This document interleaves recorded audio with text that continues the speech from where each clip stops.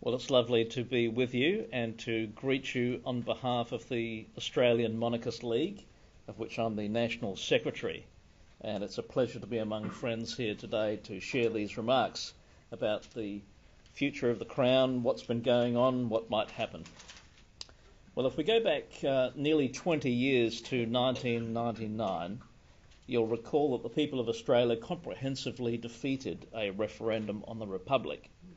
And the score back in 1999 was 0 out of 6.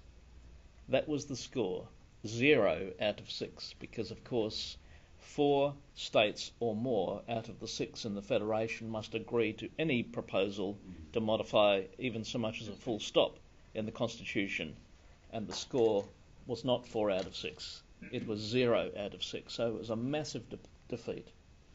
Well, here we are almost 20 years after that ignominious defeat for the Republic, but we see that the Republican cause has received renewed momentum with the appointment of Peter Fitzsimons, he of the red bandana, as leader, and there's been major funding secured by corporate sponsors.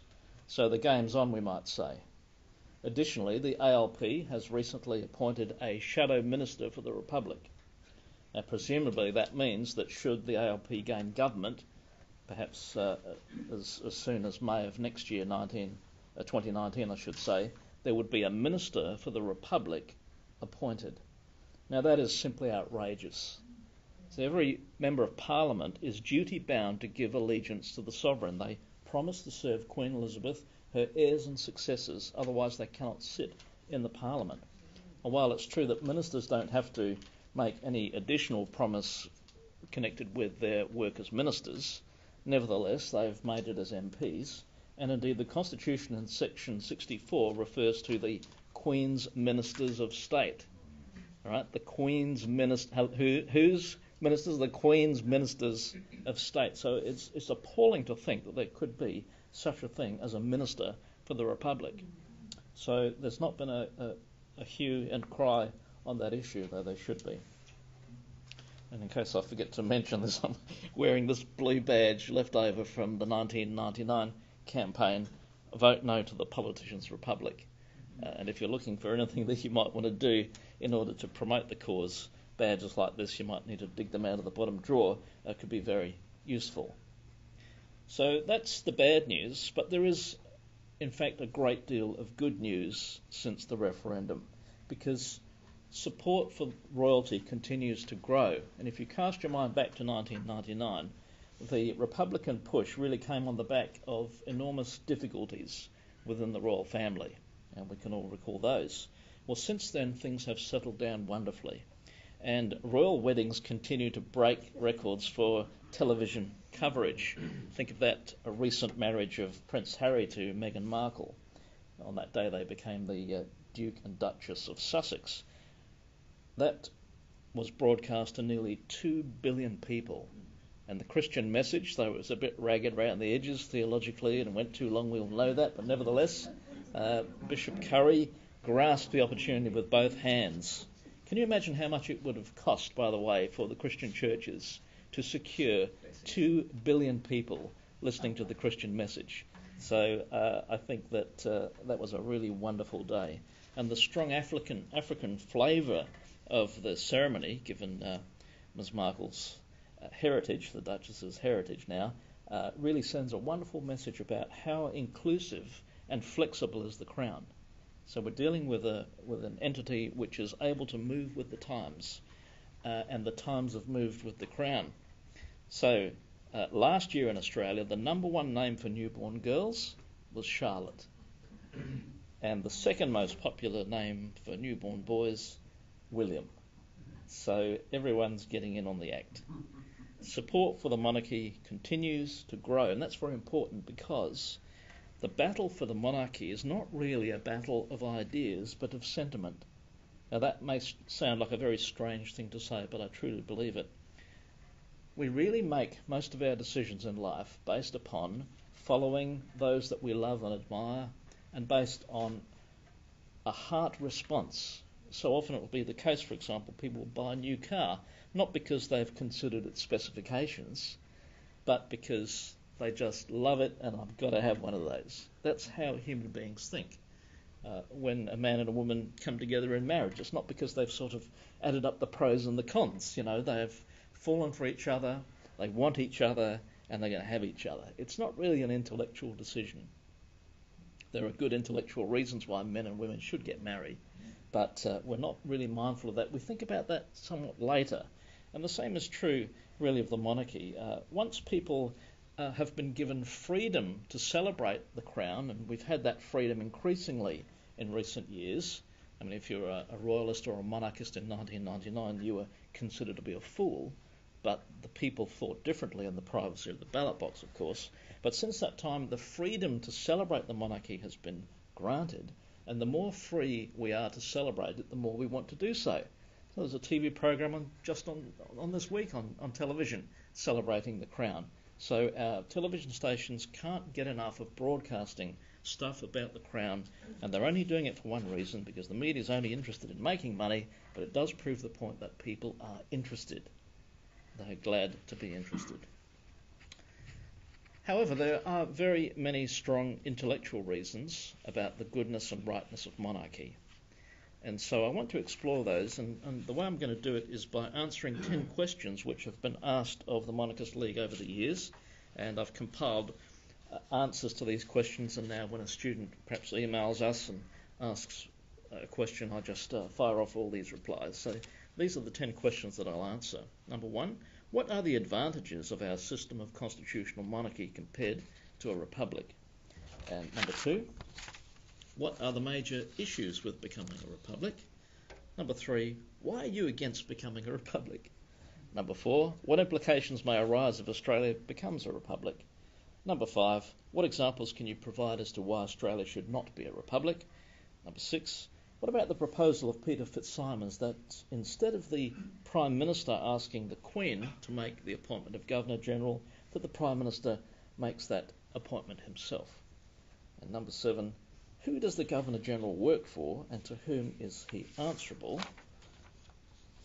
And number 8, is it proper that the Queen and the Governor-General are not elected? Number 9, is it not the case that the Queen is absent from Australian political and popular culture? And number 10, what does the Queen do? So those are very important questions, which I think those of us who love the Crown, who love the system, perhaps we have an instinctive understanding of it, even a sentimental attachment. It's good for us to consider the intellectual arguments, because that does help to defend the case. So number 1, what are the advantages of our system of constitutional monarchy compared to a republic? Well, constitutional monarchy provides a politically neutral means of supervising the civic system. There's political neutrality at the top of the political or civic system. See, the monarch is not elected and doesn't have to face re-election. So the monarch is able to provide neutral and, in fact, long-term supervision of the civic system. Now, republics are always led by a partisan or a politically active head of state who often comes and goes. MPs, the police, judges, justices of the peace, and the military, they all promise to serve the Crown, and therefore they inherit obligations from the Crown. The promise to serve the monarch, when rightly understood, is a very powerful personal pledge to a person, which is very different, for example, of the promise to pledge allegiance to the flag as they do in the United States. It's a very different matter, because we are promising to serve an individual who is neutral, who has no political agenda, but only one for service of the people. Question number 2, what are the major issues with becoming a republic? Well, the Crown is a conduit of grace. It's a means by which grace is given to us from God.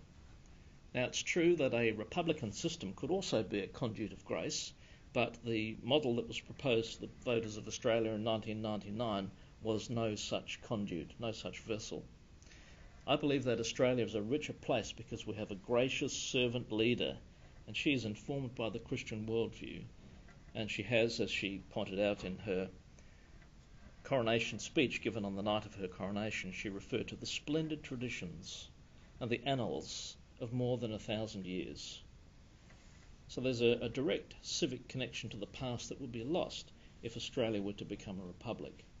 The concepts of regal and gracious behaviour, these don't grow on a tree. The monarchy is highly expert in regal and gracious behaviour. The coronation effect is the epitome of the crown's spirituality. At each coronation, a Bible is presented to each sovereign. That's been the case since the coronation of Queen Mary in 1685. She co-reigned with King William III. And there's an anointing, and there are prayers, there's a commissioning, there's an acclamation. You contrast that with the US presidency. It's a system of government which really lacks the supervision provided by the grace of God that we have in what we call the Westminster tradition.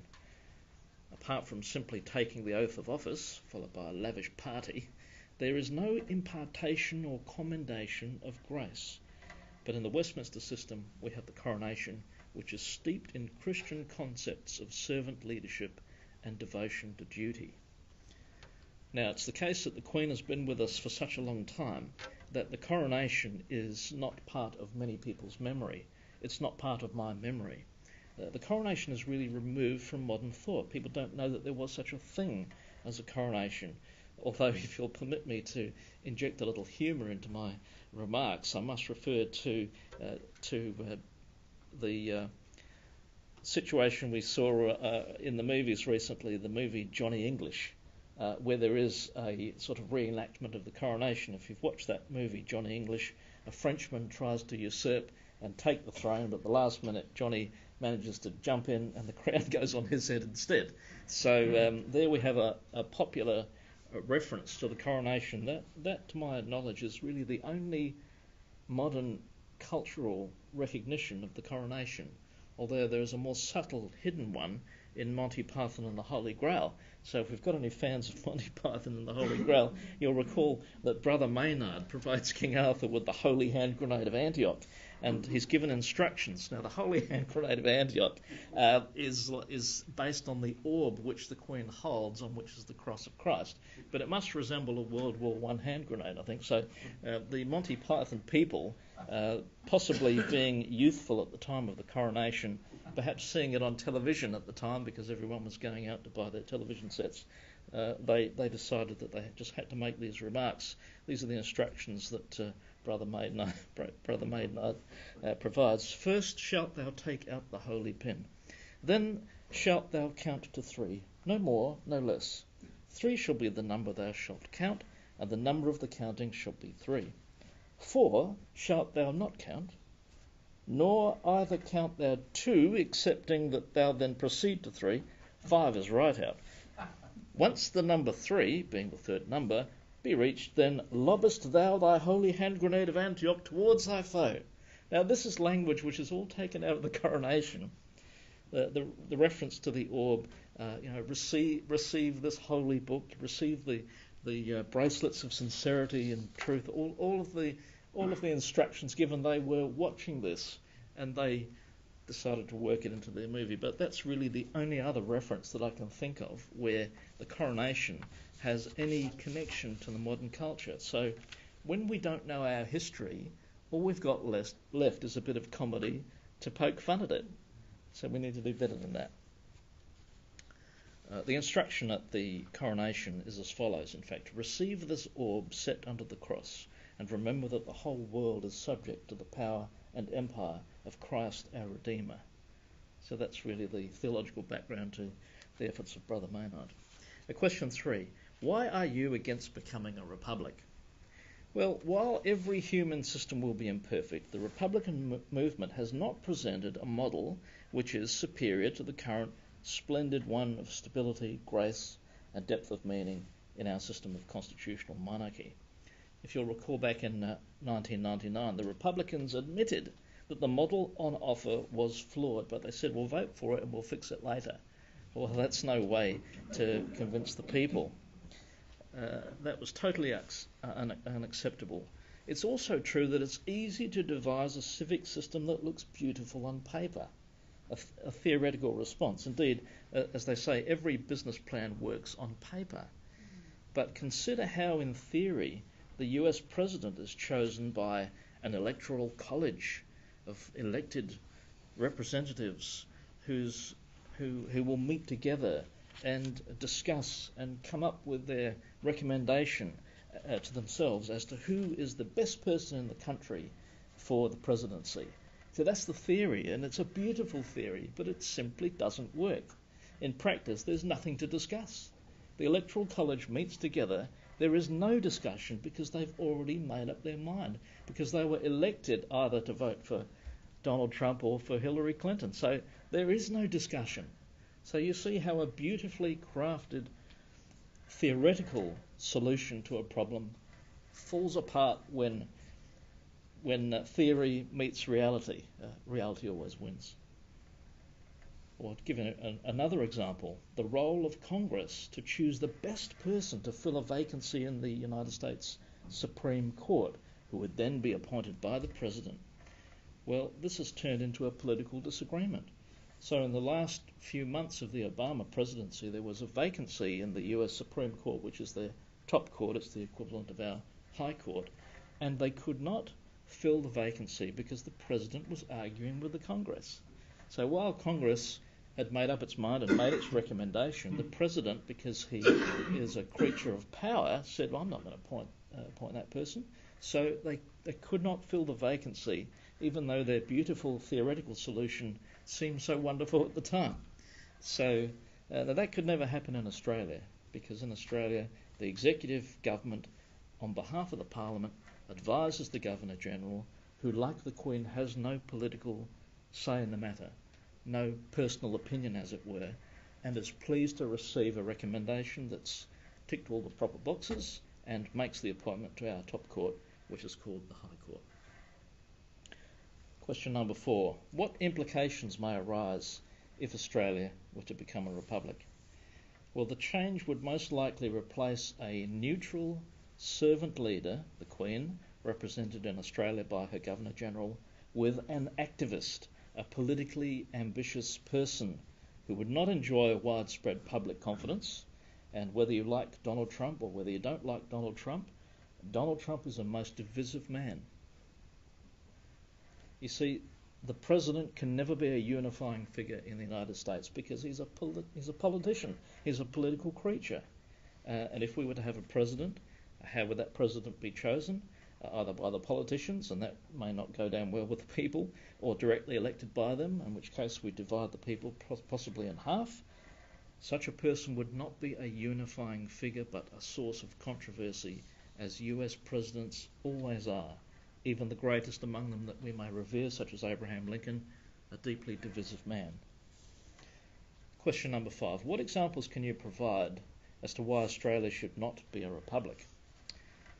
Well, in short, none of the world's republics provide a system better than what we enjoy here in Australia. Now, there are some successful republics, such as Singapore, where the people are quite rich compared to their neighbours in Asia, but they are certainly not free. So you can have riches, but not freedom in what you might call a successful republic. Well, I think I'd rather live in Australia and be rich and free. Thank you very much. So Singapore is an unusual republic because it is moderately successful, but many of the republics are problematic, to say the least. Fairly recently in Greece, it was in 2014, the politicians couldn't agree on who the president will be. So they had a system and they had to make a choice, but they couldn't make the choice. So once again, when theory meets reality, reality wins. That could well have been the case under the proposed Republican model that was rejected by the voters in 1999. And recently, or 2011 in fact, the Pacific nation of Nauru, they had 3 presidents in 1 week. So not much of a unifying force there from the office of the presidency. On to question number 6 now. What about the proposal of Peter Fitzsimons that instead of the Prime Minister asking the Queen to make the appointment of Governor-General, that the Prime Minister makes the appointment himself? So at the moment, the Prime Minister advises, the Australian Prime Minister advises the Queen of Australia who she should appoint as the next Governor-General. And this is going to be happening fairly soon because Sir Peter Cosgrove's term is coming to an end. He's indicated that he will be finishing up I think it's in March of next year, 2019, and so presumably if Scott Morrison's still Prime Minister at the time, he will, because we keep changing Prime Ministers here in Australia, as you know, he will have a quiet conversation with the Queen, and she'll be pleased to receive his advice, which really comes from him as the individual who holds the confidence of the lower house of Parliament. So in that capacity, he will advise our Queen, and she will be pleased to take up his advice and to make that appointment. In contrast to that, Citizen Fitzsimons, as he likes to call himself, he of the red bandana, who leads the Australian Republican movement, he would have us do things differently. So just contrast that for a moment, by the way. The Queen wears a crown on which is the cross of Christ. That crown is a burden on her head, and the cross is the emblem of the sufferings of Christ, reminding her that she is to be a servant. Whereas Peter Fitzsimons, with all due respect, and I do admire his enormous Australian patriotism, he's wearing the red scarf. I'm not sure what the red might represent there. He may be able to answer that for himself. But the problem with the Prime Minister appointing the President is that the President would owe his position to the Prime Minister, and presumably would serve at his pleasure. It's preposterous to appoint your own umpire, your own boss. And that's entirely the opposite of the current role of the Governor-General, because it's the Governor-General who appoints or removes the Prime Minister. It's not the other way around. It's the Prime Minister who serves at the pleasure of the Governor-General. Now, the Governor-General won't interfere unless, as in 1975, there's a real political crisis going on, and at that point we see the power of the Crown exercised. It's a reserve power, but it's a real power. So if the President holds office at the pleasure of the Prime Minister, he would lack the security needed to challenge a Prime Minister who might be operating illegally or improperly, as was the case in 1975. Question number 7. Who does the Governor-General work for, and to whom is he answerable? Well, the Governor-General serves the Australian people by giving his allegiance to the Queen of Australia. And he does here what she would do here if she were here supervising the civic system. So the Governor-General supervises the federal system, whose mode of operation has been endorsed by the voters who approved our Commonwealth Constitution, which came into operation back in 1909. We've adjusted it slightly over the years, tended to reject suggestions for adjusting it, but we have made a few changes. And the Constitution is suffused by what may be known as the Australian Crown. So as the representative of the Queen of Australia, the Governor-General is mandated to serve the Australian people as would the Sovereign, if she were present and overseeing the nation. Well, she's not present, so he is serving on her behalf. It's true, in fact, that we share the Queen with several nations, and that fact requires us to have a Governor-General as Her Majesty's representative. So he's responsible to the Australian people and to the government and to the Queen, though he takes no directions from her. He doesn't ask her what he should do. It's up to him to do what he thinks is the right thing to do, as though she were doing it. So he has to understand the coronation. It disturbs me enormously, in fact, that we keep appointing to positions of vice-regal authority in Australia people who don't really understand their job. But that's a political matter, and it's something that we all need to work on. We need to pray for those individuals, and we need to encourage them to understand, especially the coronation oath, the coronation speech as well. Most young people wouldn't know that there was such a thing as the coronation speech.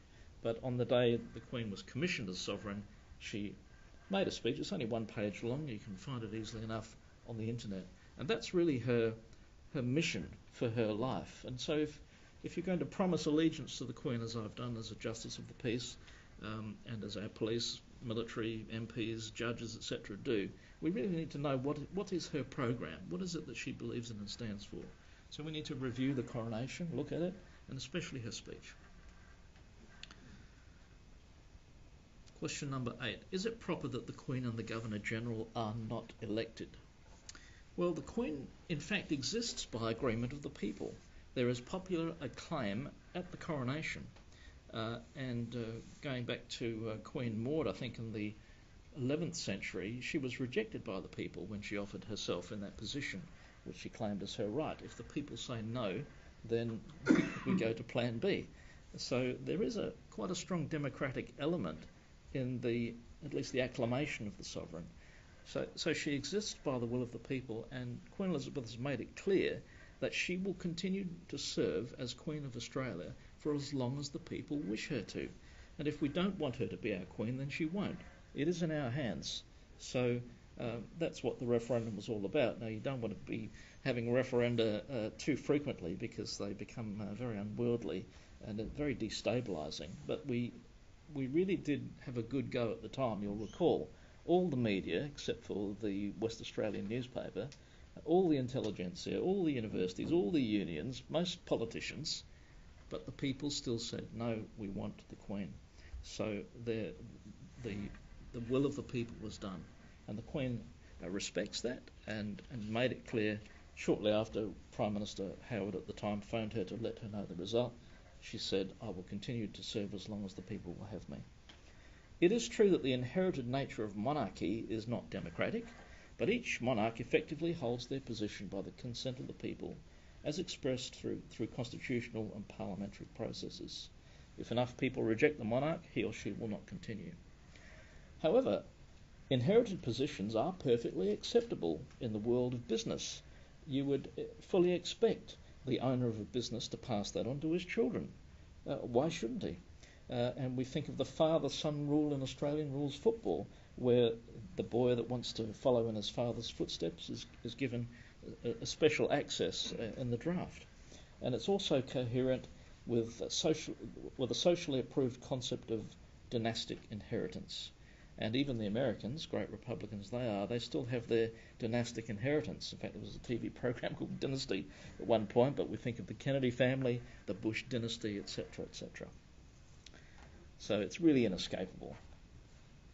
Question number 9. Is it not the case that the Queen is absent from Australian political and popular culture?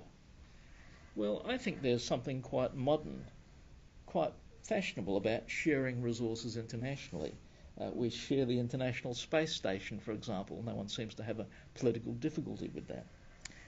The Queen and the royal family, they really love Australia, and they exercise a remarkable influence on Australian culture. Time and again, Australians who meet the Queen come back changed and enriched. They bring back that change to our country, having visited the Queen in Buckingham Palace. The Queen has visited here, I think, 20 times over the years, but as a woman in her 10th decade now, at the age of 92, international travel is not something that's straightforward, so it may well be the case that we won't be seeing the Queen back on Australian soil. But when people meet her, they are changed. Even the arch-Republican, if I can use that phrase of Malcolm Turnbull, even the arch-Republican Malcolm Turnbull in 2017 proclaimed himself to be an Elizabethan following his visit to the Queen. He was changed, he was touched, genuinely. He's being very honest and authentic as he says that, because it's contrary to the intellect. You see my point about how powerful the heartstrings are in these matters. I want to take you back to when Mrs. Quentin Bryce was Governor-General. She was interviewed by Kerry O'Brien back in 2008, and he asked her some questions about her connections with the Queen. And the Governor-General said at that time, I recently visited Her Majesty at Balmoral Castle, and she is always very warm and welcoming. I think I was down in the program for a 20-minute private conversation with her that lasted well over an hour. We talked about many things. Kerry O'Brien says, you are quite struck by her knowledge of Australia, I think, and interest. The Governor-General replies, always. About how splendidly briefed she is always, and of course her long experience. I have to say, when I walk away from meeting with her, and I've had a few of them, the words that come to my mind are about service and duty. Now, while Her Excellency the Governor-General didn't make this point, it is the case that the influence of the Queen flows through the Governor-General and from there to the Ministry, because the Governor-General commissions each minister. Administration and ministry, they've got the word servant contained within. Administration and ministry. The ambition for lifelong service is the hallmark of royalty. was once asked by a journalist, I wonder, what do you think the Queen's going to do when she retires? I said, she's not going to retire, she's going to die. Now, these truths penetrate our culture. We are arrested as we consider these thoughts. With all due respect to President Trump, and I admire him in many ways, very little of what he said is memorable in the same way, compared to what the Queen says. Queen Elizabeth is one of the most influential people on the planet. She retains great affection for Australia, and she's very knowledgeable about Australian developments. Now, the Queen was especially mindful of Australia back in 1975 during that political crisis. And this may be seen if I read to you an excerpt of a message communicated by Buckingham Palace to the Speaker of the House of Representatives. You'll recall famously, of course, that Gough Whitlam as Prime Minister had been shown the door, and the Speaker of the House of Representatives wrote to the Queen asking her to reinstate Gough Whitlam as Prime Minister. And the reply came back effectively saying, well, that's a matter really for the Governor-General. The Queen has no part in it. But in part of that description, and I'm quoting from Sir John Kerr's Matters for Judgment, because it would have been he who would receive the communication, we read these words. Her Majesty, this is the Palace writing on the Queen's behalf, Her Majesty as Queen of Australia is watching events in Canberra with close interest and attention. Very lovely thought. Her Majesty as Queen of Australia is watching events in Canberra with close interest and attention. It's true she resides elsewhere, but her image is featured on all of Australia's coins and on the $5 note, which is the lowest denomination note. Many civic authorities must promise allegiance to her. Every naval vessel is titled HMAS, Her Majesty's Australian ship. The Queen's portrait, which previously graced the halls of many government offices, council chambers and community halls, is still displayed at every citizenship ceremony. It has to be. We're a little different here at the Public Schools Club because we have a number of portraits of the Queen, and there's one behind me, and there's one to my right here. But though they've been removed from many other places, still the Queen turns up at each citizenship ceremony, as it were. The E.R. Royal Cipher, Elizabeth Regina, Royal Cipher that used to be featured on Australian post boxes and post offices, is still to be seen in places where it's built into the architecture, not so easy to remove. And the Queen's Christmas message, which is not a message to Britain, it's in fact a message to the Commonwealth. This is not widely recognised, but the Queen's Christmas message is watched by 1 million Australians each year. That's quite remarkable, considering it's a very busy day. There's a lot of food to eat, a lot of food to get through, there's a lot of booze to drink, and yet still 1 million Australians manage to excuse themselves from the table and the alcohol-filled stupor in order to listen to what the Queen's got to say. That's very powerful. And some of you may need to ponder this little proverb, but it's true that the Queen turns up at 50% of AFL games. Think about it. Question number 10. What does the Queen do? I love this question. The story is told, and I've never been able to verify if it's true, but it's the sort of thing that could be the case. Some idiot standing in the crowd as the Queen is walking along shaking hands says to Her Majesty, "What do you do anyway?" And without breaking her stride, she simply replied, "Oh, a bit of this and a bit of that." Well, it's a very complicated question to figure out what does the Queen do. But I think we can answer that very simply by saying that she keeps her coronation oath. That's what the Queen does. She keeps her coronation oath. So I'm referring again back to the coronation. What was the commissioning? What are the scriptures that were placed in her hand? What were the prayers that were said? What is her mission in life? A young man I met a couple of years ago, we were chatting, and I mentioned the Queen for some reason. He said, "Oh, I hate the Queen." And I said, "Oh, that's interesting. Any particular reason why you hate the Queen?" Well, that made him think. Why did he hate the Queen? You see, he's been raised to hate the Queen, but he didn't know why. See, once again, the power of the heart against the intellect. That's why we've got to win the heart as well as the intellect. But the heart comes first. Why do you, any particular reason why you hate the Queen? I said, I knew where this was going. I was having a bit of fun. He thought for a moment. He said, "Well, she's got so much power. She might misuse the power." I said, "Well, she has been queen for 60 plus years. So far, so good. The stupidity of republicanism, which is all to do with prejudice, which is part of the heart in its problematic form, if we might say, and a lack of understanding that really should shape the heart."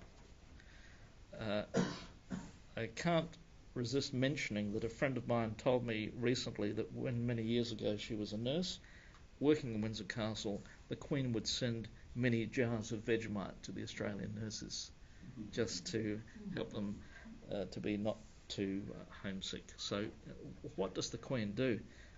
She has a full program. Goodness me, every day she's given boxes which take her about 3 hours to wade through of ministerial statements and goodness knows what else. They give her the day off on Christmas Day. She's 90 years old. She could be forgiven for wanting to put up her feet, but no, there's a relentless program, a daily grind, and without complaint, she continues to serve. It would just take all day to explore that question, what does the Queen do? But she summarised it so beautifully by saying a bit of this and a bit of that. The Queen loves her people. That little indication of sending the Vegemite to them is an indication of that. I don't know how many people might say that the president of a particular republic love the people. That's always there in the theory. My dear people, I'm the father of the nation and all this. Useless old man, they might say. But the Queen genuinely loves, and of course, true love involves sacrifice. The role of the suffering servant in the modern world is very overlooked, but that's really what the Crown stands for. Queen Elizabeth I once said about royal life, "'Tis not so glorious as doth appear." Royal duty never ceases. It's relentless. The Queen can't retire. She can't, because she's been anointed for lifelong service and promised on her 21st birthday that her whole life, whether long or short, will be devoted to your service. Shakespeare said this about the king: "His greatness weighed, his will is not his own, for he himself is subject to his birth." His greatness weighed, his will is not his own, for he himself is subject to his birth. After yet another attempt on the life of Queen Victoria, who survived 7 assassination attempts, she said it was worth being shot at just to see how much one is loved. And when her son, Prince Alfred, came to Australia in 1867, Prince Alfred College, named after him, he was the first member of the royal family to visit our great island continent, and he was welcomed by a crazed Irishman who shot him in the back. And Prince Alfred spent 5 weeks in hospital recovering from his bullet wound. Welcome to royalty. And Prince George, who I think is still only 5 years old, he's called Prince George the Republic Slayer in monarchist circles. There is a fellow in Britain who's doing a stretch of at least 25 years for plotting to murder the boy. Welcome to royal life. Love and service go hand in hand. The Queen's loving example is every bit as important as her constitutional role as sovereign. And that's why I want to conclude with, I was going to say 3 anecdotes, but I've enlarged that to 4 because Lou Cook has just emailed me with something that I must include.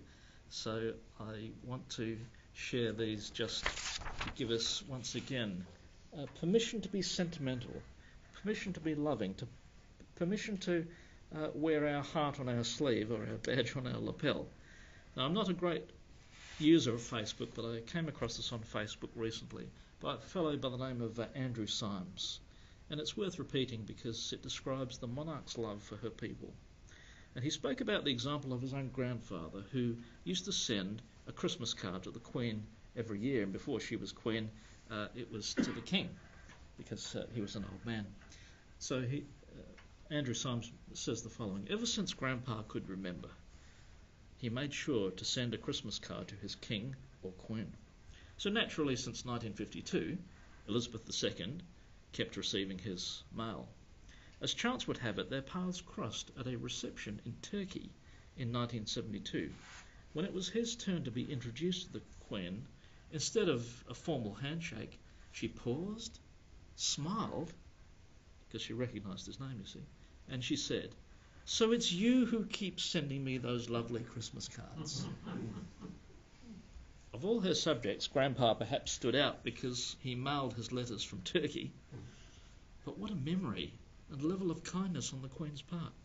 She even wrote to him to congratulate him on his 100th birthday. Sadly, Grandpa passed away in the summer of 2011 at the age of 102. As a loyal grandson, admirer and student of his, just think about that for a moment, what a lovely thought. As a loyal grandson, admirer and student of his, I took it upon myself to continue writing to our Queen every year to show our appreciation. Love that phrase, our Queen. Now these flags, just if I can digress for a moment, make the point, because she's Queen of Canada. Our Queen is Queen of Canada, in case we have any Canadians, Oliver, in the audience, and the Australian flag, of course, and the New Zealand flag.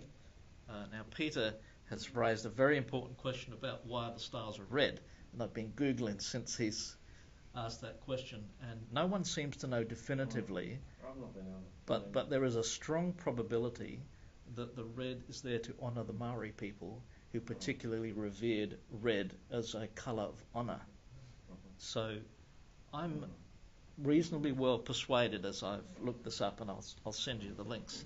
But what a beautiful thought that in putting the flag together, that the beloved Indigenous people of New Zealand would be included under our Queen. It was indeed a Queen in those days, Queen Victoria. So returning to this little missive by Andrew Symes. As a loyal grandson, admirer and student of his, I took it upon myself to continue writing to our Queen every year to show our appreciation. And I started that very first Christmas after Grandpa's passing. In January 2012, about a month after Christmas, I received a letter from Buckingham Palace. In it was written, "When I received a letter from a different Symes this Christmas, I instructed my office to research your grandfather's whereabouts. Therefore it is with much sadness I have learned of his passing, and extend my condolences to you and your family. I couldn't fight back the tears then, nor can I fight them back every time I remember this story of two people who left a lifelong impression on each other." Two more anecdotes, and then we'll go to Lou Cook's little addition, the irrepressible Lou. In fact, we'll do Lou's first, because I sent him a copy of these remarks a little earlier today. "Thank you, David, much appreciated. A reminiscence from me. When King George VI died, I was dial twiddling on the radio and came across the announcement and went to tell my father, who was resting on a couch on the back veranda. He sat up and said, 'The King is dead,' stood to attention and said, 'God save the Queen.' The transformation was over in less than 30 seconds. As a 16-year-old, it made an unforgettable impression on me. Today, it is an emotional experience to recall that moment. The Republicans say their time will come when the Queen dies. Well, they'd have to be quick. My dad knew what to do, and I will do the same." So, thank you, Lou, for that contribution to my remarks. I want to touch briefly on my own meeting with the Queen in 2013. Thank you, just for a bit of fun. So we were over in London, found out that the Queen was going to be opening a new Barnardos home or facility. So we went there because we thought, well, if we don't go, we definitely won't meet the Queen, and if we go, we might. So nothing ventured, nothing gained. So we went there on a very cold day and waited in line behind the barrier, miles away really from where she was coming in. But the Queen pulled up in her car, got on the other side, and we sort of saw her back from a distance, and she went in. And we continued waiting, and our eldest son said, "Oh, this is no good, I'll sort this out. You want to meet the Queen, I'll sort this out." So he runs off And he comes back from the shop armed with a bunch of yellow roses, and he thrusts them into our daughter's hands, and she was a good-looking girl then, still is, and he said, "This will attract the Queen, you see." So we're standing there, and the Queen's inside, and the minder comes out, and he's preparing the crowd in case the Queen does wish to meet and greet. You know, it's a cold day, and she might be tired after the time, and she might just want to get into her limousine and drive back to the palace. But the minder has got to be prepared for all possibilities, so he is getting the crowd ready, and he sees my daughter with these roses. He comes up and he says, "Would you like to present those to the Queen? Is this your father? Come right this way." And so we met the Queen, and I want to just take you a little further into that encounter, because it shows how valuable are things of the heart more than the law, if I can use that phrase, because I broke a protocol on that day, and so did she, which is a rather lovely thought. Rules, as they say, are for the guidance of wise men and the blind obedience of fools. So there we were waiting, and the Queen was coming towards us, and she took the flowers. My daughter said, "Here you are, Your Majesty," took the flowers, etc. And then the Queen came to me, near to me, and I did what you shouldn't do, which is address her before she addresses you. But this was a chance of a lifetime, and I wasn't going to lose the opportunity. So I said, "Loyal greetings from the Australian Monarchist League, Your Majesty." And she said, "Ew." That's all she said. Just one word. "Ew." Which was rather lovely, because, kind of caught her by surprise, but she was pleased, and I had my Australian flag badge on the lapel, and she was really pleased. I could tell from the way she said, "Oh." And then, pushing things a little further, I said, "May I shake your hand, Your Majesty?" And she extended her gloved hand for me to shake. So we're both breaking all of the rules, but we are enjoying ourselves. Isn't it good that we can enjoy the crown? And the final point, and I'll conclude with this, my father died a couple of years ago, and I had the privilege of presiding over his funeral, which wasn't easy, but needs must. And as my mother was coming into the funeral parlour, she said, "Well, here we are, about to farewell your father." And then she said something quite remarkable. She said, "But I will not cry. I will be strong, like the Queen."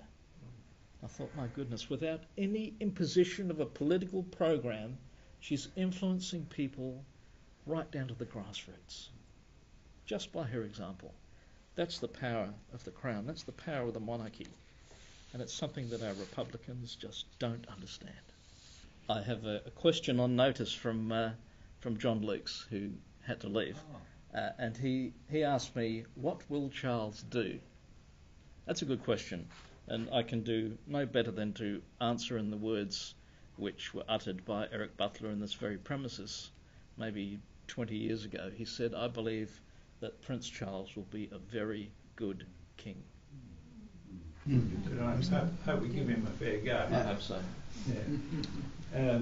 But just on Prince Charles, it's not a question, but he's written a letter to the New South Wales wool growers expressing his deep concerns over the wool industry and the drought they're having. Yes. He's a keen promoter of the wool product. So I Yes. thought that was pretty generous of him. Yes, he's a landowner who takes a huge interest in agriculture and horticulture, as does the Queen. Yeah. For those who are visiting from other states, you won't realise, but in South Australia, one of the ABC commentators is a chap by the name of Peter Goers, Goers, Goers, and he is violently anti-British, anti-monarchy, everything, and the ABC, we've come to learn, is reasonably biased, but anyhow, he's always got something David knows only too well. Yes, we've had some interesting conversations. I find that some of the points they raise, they do appear to have merit. Now he'll say, well, the Queen, she has no role here. Okay, she might be the monarch, but the Governor General does everything. So why do we keep her? Now, what do we say to a thing like that? Yes, indeed. The Governor-General does hear what she would do here if she were here. So Governors-General come and go, but monarchs are here for the long haul. So we have permanence and stability. And I suppose I'll have to give him a copy of this paper, or refer him to your website here to see all this footage to get a more exhaustive answer. I've got another one. You touched on it almost as I wished. I believe when the Queen was preparing for the coronation, she was asked, was she a monarchist? And of course she said yes, otherwise she wouldn't have gone through the whole thing. But when we appoint the Governors-General or the state governors, there is no compliance on them to state their loyalty to the monarchy. Yes, if you've got a chocolate shop, the Cadbury's ask you, you're interested in promoting chocolate, don't they? I mean, there's got to be this link for them to take the office of and give the oath that they're loyal to the Queen, and then the day after they're advocating for a republic. I think the fact that they get away with that is a bad mark on monarchy. Well, a political decision is made, and if we don't like the political decision, we have to ask ourselves, why did we vote for them in the first place? So we have to own some responsibility in the matter. Well, speaking of Cadbury, by the way, the purple there is in celebration of Queen Victoria, but that's just a little footnote to my remarks. But it is true that we need to encourage our civic authorities to do due diligence when they appoint a governor or a governor-general, because it's improper that they would in any way argue against the system. And though I have quoted Governor-General Quentin Bryce glowingly, it is true to say, sadly, that towards the end of her term, she rather started to become unstuck. She advocated same-sex marriage, which was a political issue at the time, still is, and she also hoped that the day would come when an Australian boy or Australian girl would be able to take up a position of head of state. So that was unfortunate. That the Governors-General and the governors, they struggle to maintain neutrality. They do it for a while, but when they know their term of office is coming to an end, it's like they forget their mission, yes. Which is what a sovereign truly understanding their work will never do, because it's a lifelong pledge. That's part of the difference. But they are not doing their job properly, and we need to look more carefully as to the due diligence that's necessary to appoint vice-regal representatives who will indeed properly represent the Queen. Hayden and Kerr, they appreciated it. It is true that people can grow into the office, and the Republican Bill Hayden became a monarchist. So really, having seen it from the other side, as it were, he realised that there was more to the matter.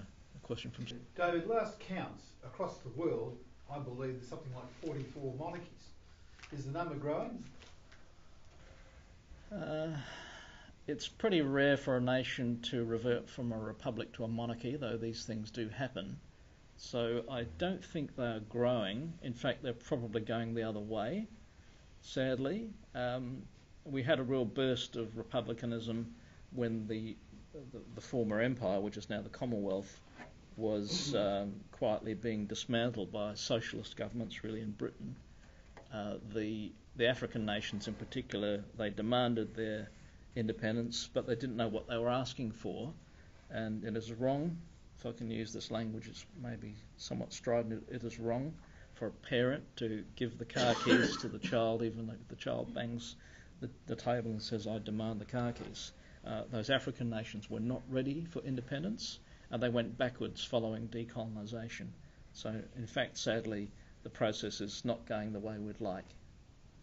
The fact of the matter is, the British monarchy now has been for a long time lax in Britain as well as in the Commonwealth countries, lacks any real power to govern the common good, and nearly all power is held by politicians. Yes, I think I've got a gist of a question there. So I think that the sentimental attachment to the monarchy is a very important thing, because human beings are creatures of sentiment and of the heart. So I think it's wrong to downplay that. So we must accept that. In the battle for the Republic, it is wrong for us to think that we can win it intellectually, and the proof of that is in the recent same-sex marriage matter, where plenty of good intellectual stuff was provided and no one cared because they'd already made up their minds emotionally and sentimentally. So I think that we need to recognise that that is in fact how God has made the world.